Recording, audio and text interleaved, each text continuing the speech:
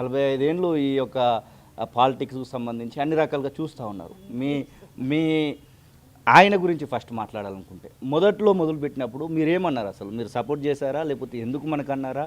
మన పనేదో మనం ఎప్పుడు చేసుకున్నాం. అనలేదు. హ్మ్. ఎప్పుడు ఎందుకు అని ఎప్పుడు అనలేదు. తన ఇష్టం ఉంది, తను తిరగాలి. అంతేగాని మనం అడ్డుపడొద్దు కదా. యెస్. అడ్డుపడ మనస్తత్వం నాది కాదు. హ్మ్. ఆయన ఎట్లా తిరగాలనుకుంటే అట్లా తిరిగిండు. అంటే రాజకీయాలు అంటేనే ఒక రకంగా చెప్పాలంటే మళ్ళీ దానిలో హైదరాబాద్ గడ్డ మీద ఉన్నటువంటి రాజకీయాలు. చాలా రకాలుగా బటగాల్సి మీదేసేటువంటి ప్రయత్నాలు అవి ఇవి జరుగుతూ ఉంటాయి. మీరు ఏదైనా సందర్భంలో అరే ఇట్లా జరుగుతూ ఉంది, ఇక మనకెందుకులే అన్నటువంటి ఏమైనా బాధపడి మీ ఆయనను వెనక్కి తప్పించడానికి అట్లా ఏమైనా ప్రయత్నాలు చేశారు? ఎందుకంటే 45 ఏళ్ళ జీవితం కనబడతా ఉంది.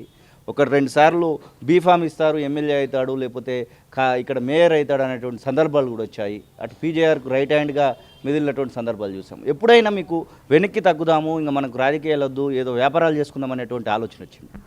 ఎప్పుడు రాలేదు. ఎప్పుడు రాలేదు. ఎందుకంటే ఆయన కోరిక అది. ఉమ్, ఆయన కోరిక నేను ఎట్లా కాదంట. అవును. ఆయనకు చాలా చిన్నప్పటి సంది జనార్దన్ రెడ్డి ఇంట తిరిగేటప్పుడు ఆయన గోల్ అదే, ఆయన కోరిక అది. నేను ఎట్లా కాదంట. అవును. అంటే ఇట్లా తిరుగుతున్నటువంటి నేపథ్యంలో మీ ఆయనను ఇబ్బందుల పాలు కూడా చేశారు. రౌడీ షీట్లు పెట్టారు, ఇంకా అన్ని రకాలుగా బదనం చేసేటువంటి ప్రయత్నం చేశారు. ఇట్లాంటి సందర్భంలో ఇంట్లో ఉన్నటువంటి ఒక సతీమణిగా, ఒక భార్యగా మీ ఆవేదనను చెప్పాలనుకుంటే? నాకు ఆవేదన అంటూ ఎప్పుడు నేను ఆవేశపడలే, మా ఆయనతో ఎప్పుడు గొడవ పడలే. నేను ఎప్పుడు ఆయనకు సపోర్టింగ్గానే ఉన్నా. ఓకే. ఎప్పుడు దేంట్లో పోయినా నేను వద్దు అని అనలేదు.